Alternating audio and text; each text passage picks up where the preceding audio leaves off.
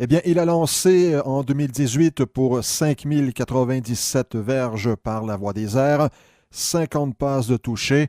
Il est question bien sûr de Patrick Mahomes, les deux seuls autres carrières dans l'histoire de la NFL à avoir réussi ce tour de force, eh bien, c'est Peyton Manning et Tom Brady.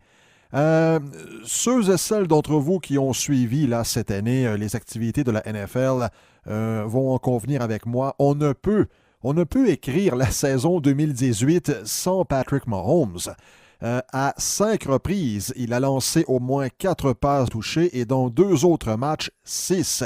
Il en avait 10 après les 2 premiers matchs des victoires contre les Chargers de Los Angeles et les Steelers de Pittsburgh.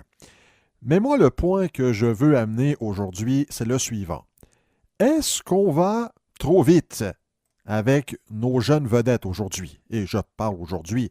Dans le fond, on peut remonter au début des années 2000. Avec l'avènement d'Internet et les médias sociaux, est-ce que ça va trop vite selon vous? Je vais vous donner un exemple. Dans son édition du 14 décembre dernier, le USA Today faisait une comparaison entre Mahomes et Dan Marino. Alors, l'auteur de l'article, Nate Davis, nous rappelait, et avec justesse, que Marino avait connu beaucoup de succès à sa 2e année. Et Mahomes en est à sa 2e année là, cette saison. Il mentionnait que Marino avait lancé 48 passes de toucher et avait terminé la saison avec 5084 verges. Le record de passes de toucher qu'il avait abaissé appartenait auparavant à Wyatt Ettle qui datait de la saison 63. Et le record de verges, eh bien, il appartenait auparavant à Dan Fouts.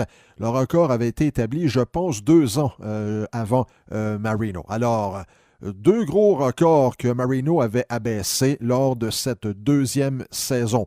Et Nate Davis faisait le parallèle entre les deux et faisait état de tous les outils que Mahomes possède. Il est mobile, il peut lancer le ballon très loin, croyez-moi. Il peut lancer en mouvement comme l'a fait Aaron Rodgers, mais probablement avec un 20 verges plus loin. On l'a vu à maintes reprises lancer le ballon en mouvement très, très, très facilement, 50 verges.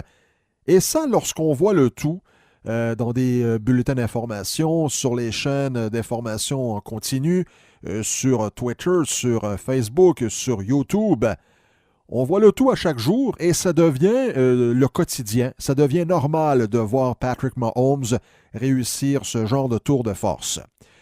Je ne veux rien enlever à Mahomes, au contraire. Au contraire, à 23 ans, faire ce qu'il a fait, c'est quelque chose, là. C'est même beaucoup. Mais moi, je pense qu'on devrait prendre du recul. Je vais vous donner un exemple pour clore mon segment. En fin de semaine, Mahomes va affronter Andrew Luck. Luck était, tout comme Mahomes, l'espèce de coqueluche là, de millions d'amateurs de football il y a à peine 3 ans. Dès qu'il est arrivé dans la NFL, et même avant qu'il arrive, on voyait en lui une future grande vedette. Et il n'a pas déçu. Ses 3 premières saisons, il a amené les Colts en série et avec un très beau dossier personnel, toujours au-delà de 4000 verges et beaucoup de passes de toucher, ça allait très bien. Il a été blessé. Il a été blessé il y a 2 ans. L'année dernière, il n'a pas joué. Et encore une fois, si vous avez suivi les activités de la NFL, vous allez en convenir. Il faut être honnête ici, là.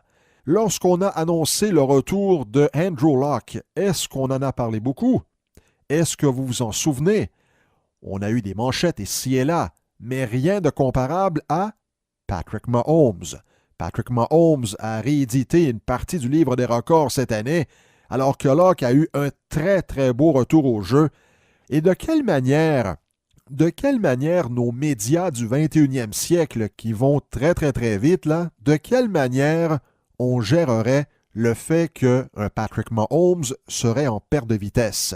Est-ce qu'il disparaîtrait des bulletins d'information au profit d'un autre joueur?